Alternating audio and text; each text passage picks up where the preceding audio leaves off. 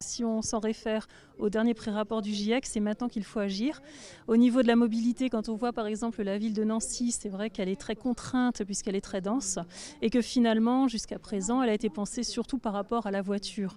L'enjeu du P2M, finalement, c'est quoi? C'est de réussir à avoir une meilleure répartition au niveau de l'espace public, que les piétons, les cyclistes puissent se réapproprier leur espace et qu'il y ait un réel partage qui soit équitable et que ce ne soit plus finalement en faveur de la voiture.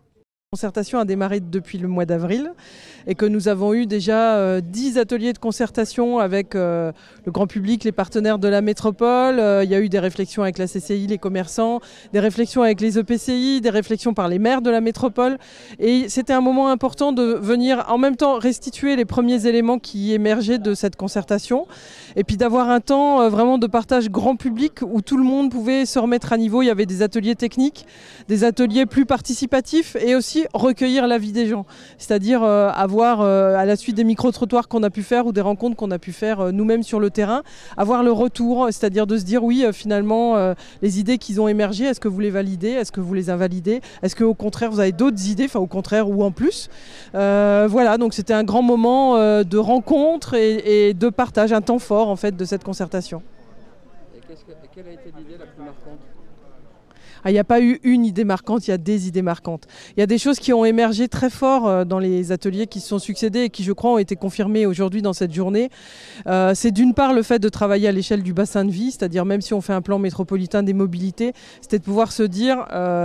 Évidemment, la métropole, c'est pas un îlot isolé de tout, quoi. On est 100 000 habitants, Nancy intramuros, et il y a 100 000 personnes qui rentrent chaque jour dans la métropole, ne serait-ce que pour y travailler. Donc on double notre population, mais il y a aussi des gens qui habitent la métropole et qui vont travailler à l'extérieur. Donc l'échelle du bassin de vie, c'est quelque chose qui est sorti très fort. Après, il y a pas mal d'enjeux autour de l'environnement, de la décarbonation des mobilités, etc. Et là, je pense que voilà, on a eu le pré-rapport du GIEC il y a quelques jours, ce qui se passe au Canada, tout ça. Enfin, aujourd'hui, c'est rentré c'est dans la conscience des gens, quoi. C'est urgent d'agir et c'est urgent de changer notre mode de transport. Et puis d'autres choses que Sonia Lavadino, qui nous accompagne, a réussi à faire émerger, c'est de nous faire prendre conscience que recréer des mobilités ou travailler sur les mobilités dans une ville, c'est pas seulement travailler sur des réseaux.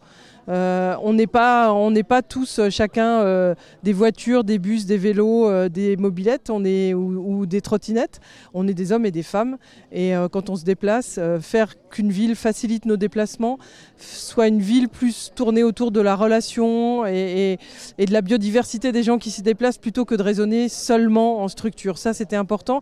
Et aujourd'hui, c'était un moment aussi pour faire partager ça. Aujourd'hui, on a organisé cette grande journée des assises de la mobilité, donc qui font suite à des ateliers qui ont réuni des élus, des associations, des intercommunalités extérieures au Grand Nancy, des représentants des commerçants. Et ces ateliers ont fait émerger donc des candidats, des lieux candidats, donc qui aujourd'hui ont été présentés aux citoyens, auxquels ils ont pu ajouter leurs propres propositions. Et tout se termine donc par des votes de la part des citoyens. Donc ils choisissent les lieux candidats qui leur semblent les plus appropriés et qu'ils voudraient voir traités prioritairement par la métropole dans son plan de mobilité.